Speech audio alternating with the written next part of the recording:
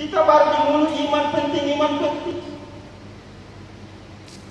Tetapi hadir yang mulia, kita tidak ada membuktikan usaha untuk membuktikan iman kita bahwasanya iman itu penting.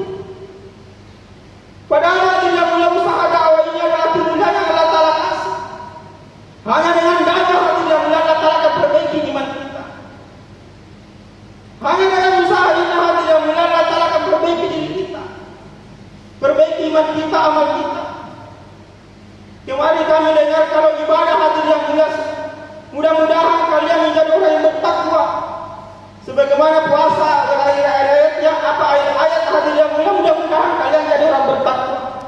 Tetapi kalau dakwah hadir yang mulia, pasti sebagaimana hadir yang mulia disampaikan kurang lebih artinya bahwasanya orang beriman kepada Allah, beriman kepada Rasul, dan tidak ada hadir yang mulia keraguan untuk berkorban harta dan dirinya, maka mereka lah orang yang benar imannya. Mereka lah orang yang benar salatnya. Mereka lah orang yang benar daripada zikirnya, puasanya, zakatnya, dan hajinya.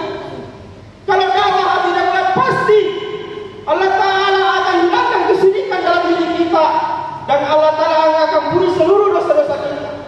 Begitu hebatnya amalan dakwah hadir yang mulia, yang dimana seorang lelaki meninggal dunia di zaman sahabat, di zaman Rasulullah SAW.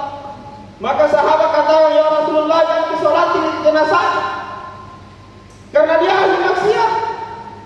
Maka Rasulullah SAW sampaikan kepada sahabat, siapa yang pernah melakukan apa melihat si fulan ini melakukan kebaikan? Maka ada seorang sahabat menjawab, ya Rasulullah, saya pernah melihat dia berjaga malam semalam suntuk di jalan Allah. Maka hanya berjaga malam semalam suntuk hadir yang mulia di jalan Allah. Maka Rasulullah SAW mensolati, dan Rasulullah SAW bersaksi bahwa dia adalah penghuni surga hadir yang mulia. Maka hadir yang mulia, usaha dakwah ini adalah usaha yang besar. Allah Ta'ala janjikan daripada derajat yang tinggi hadir yang mulia. Tetapi di hati kita ada kagum sendiri dengan dakwah. Tidak bersyukur Allah Ta'ala pilih kita dalam usaha dakwah. Melanjutkan di salah Rasulullah SAW kita anggap sepele saat ini dakwah. Orang yang menanggung-nanggungkan sholatnya hadir yang mulia, menanggung-nanggungkan, bukan meninggalkan sholat, maka Allah Ta'ala akan ancam, akan disiksa dalam neraka selama satu hukum hadir yang mulia. Maka hadir yang mulia, orang yang menanggung-nanggungkan sholat diancam hadir yang mulia akan disiksa dalam neraka selama satu hukum. Bagaimana kalau dakwah kita tanggung-tanggungkan hadir yang mulia? Bagaimana menurutkan Allah Ta'ala kita dakwah ditanggung-tanggungkan hadir yang mulia? Kalau salat hadir yang mulia akibatnya kepada diri kita sendiri. Tetapi kalau dakwah hadir yang mulia ditinggalkan, akibatnya akan nampak kepada diri kita, nampak kepada istri kita, bahkan kepada umat seluruh alam hadir yang mulia. Maka tinggal hari dakwah ditinggalkan. Di zaman Nabi sudah banyak orang yang meninggalkan Islam. Sekarang kita lihat hadir yang mulia, ratusan tahun dakwah ditinggalkan. Bagaimana keadaan umat sekarang hadir yang mulia? Bagaimana keyakinannya kepada Allah? Bagaimana keyakinannya terhadap sunnah Nabi SAW? Di mana-mana masjid kosong hadir yang mulia. Kami pernah gerak di kantor hadir yang mulia, yang isinya setidaknya anjing saja hadir yang mulia. Kami dapat anjing di mimbar sudah beranak, sudah melahirkan hadir yang mulia. Kami azan duhur bukan hari Jumat, datang seorang bapak tua. Kenapa tidak ada yang hadir? Lampak ini bukan hari Jumat, ini sholat duhur. Berarti dalam satu masjid tidak nanti asal berkumandang kalau hari Jumat. Bikinlah keadaan umat hadir yang mulia jika dakwah ditinggalkan. Manusia akan berbondong-bondong meninggalkan perintah Allah. Wanita-wanita tidak akan malu lagi hadir yang mulia keluar rumah tanpa menutup auratnya secara sempurna hadir yang mulia. Yang mati dikatakan hak. Maka hadir yang mulia, beginilah jika dakwah ditinggalkan. Para sahabat hadir yang mulia bukan tidak mau keluar. Sahabat ahli Badar 3 orang sahabat menanggung-nanggungkan keluar di jalan Allah. Maka 50 hari hadir yang mulia, Rasulullah dan sahabat lainnya tidak menjawab salamnya hadir yang mulia. Bahkan diperintahkan untuk jangan mendekati istri kalian. Maka Ka'ab bin Malik katakan seandainya, apakah saya duluan meninggal dunia atau Rasulullah? Saya takut akhirat Rasulullah SAW tidak mengerti saya sebagai umatnya. Saya takut akhirat nanti Rasulullah SAW tidak menjawab salam saya di akhirat. Ini yang apa? Usaha dakwah hadir yang mulia ditanggung-tanggung. Sekarang kita hadir yang mulia, bagaimana dengan keyakinan kita dengan dakwah? Kita nggak sepele saja Pada usaha dakwah ini hadirin mulia adalah usaha para kekasih Allah, usaha orang-orang yang telah diridhoi oleh Allah. Maka hadirin mulia, azamkan dalam diri kita usaha ini adalah usaha yang hak, bukan main-main usaha hadirin mulia.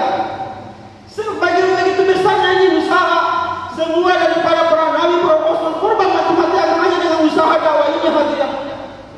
Sekarang kita hadirin mulia diberi usaha macam, padahal kita katakan seandainya kita mau sujud syukur, mulai dari lahir sampai matinya kita, maka tidak akan bisa membalas kesyukuran kita ini kepada Allah Ta'ala. Pilih kita dalam usaha dakwah. Maka hadirin yang mulia, di zaman Nabi Zakaria alaihissalam diperintahkan mengumpulkan semua orang-orang soleh. Maka dikumpulkan hadirin yang mulia orang-orang soleh, 1000 orang-orang soleh dikumpulkan hadirin yang mulia. Maka ditapis menjadi 100 orang-orang soleh hadirin yang mulia di zaman itu. Maka ditapis lagi menjadi 50 orang, ditapis lagi hadirin yang mulia menjadi 10 orang. Kemudian hadirin yang mulia ditapis lagi sampai berhak diberikan ini kerja dakwah. Maka Allah Ta'ala pilih daripada Nabi Yunus alaihissalam hadirin yang mulia, diangkat sebagai nabi untuk diberikan daripada kerja dakwah ini.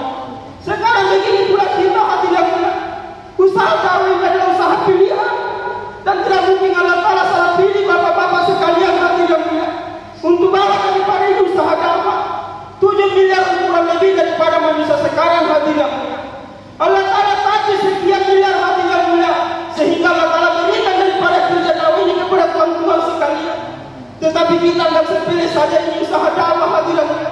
Padahal Allah Ta'ala telah pilih kita hadirin yang mulia langsung untuk melanjutkan daripada kerja Rasulullah SAW, membawa daripada risalah Rasulullah SAW. Maka hadirin yang mulia, usaha dakwah ini kelihatannya memang susah hadirin yang mulia. Kita kerja, kemudian diminta lagi korban harta diri, tetapi jadinya adalah surga hadirin yang mulia. Maka hebatnya Allah Ta'ala, Maha Pengasih, Maha Penyayangnya Allah Ta'ala. Harta yang kita miliki datangnya dari Allah, diri kita pun ini datangnya dari Allah, umur kita adalah milik Allah, semua milik Allah. Dan hadirin yang mulia, Allah Ta'ala minta harta diri kita untuk dikorbankan di jalan Allah. Allah Ta'ala beli lagi harta diri kita dengan surga hadirin yang mulia. Maka hadirin yang mulia, pantas saja jika Allah Ta'ala katakan kita ini sombong hadirin yang mulia. Maka hadirin yang mulia, semua yang kita miliki adalah milik Allah. Allah Ta'ala minta hadirin yang mulia dikorbankan untuk Allah, kita tidak mau hadirin yang mulia, maka bagaimana sombongnya kita di hadapan Allah. Maka hadirin yang mulia, maka betullah daripada arahan masih hadirin yang mulia, kalau kita baca artinya daripada ayat Al-Quran macam, maka sedikit sekali hadirin yang mulia manusia mensyukuri daripada nikmat Allah. Maka hadirin yang mulia, begitu sombongnya daripada manusia ini hadirin yang mulia diceritakan dalam Al-Quran ini. Maka hadirin yang mulia, memang kita sombong Pak. Diri kita ini milik Allah, harta yang kita miliki adalah miliknya Allah. Kemudian Allah Ta'ala kita untuk dikorbankan hadirin yang mulia, kita tidak mau, bagaimana sombongnya kita hadirin yang mulia. Maka hadirin yang mulia, maka Allah Ta'ala berjanji hadirin yang mulia akan dibeli harta daripada orang beriman dengan dirinya hadirin yang mulia dengan surga. Sekarang kita tanya, semua orang masuk surga Pak, tetapi diperlihatkan jalannya hadirin yang mulia, kita tidak mau. Maka bagaimana menikanunya kita ini hadirin yang mulia, ditanya mau masuk surga mau, diperlihatkan usahanya tapi tidak mau hadirin yang mulia. Maka hadirin yang mulia, tidak ada lagi jalan yang singkat hadirin yang mulia untuk mendatangkan ridho Allah Ta'ala selain daripada usaha agama.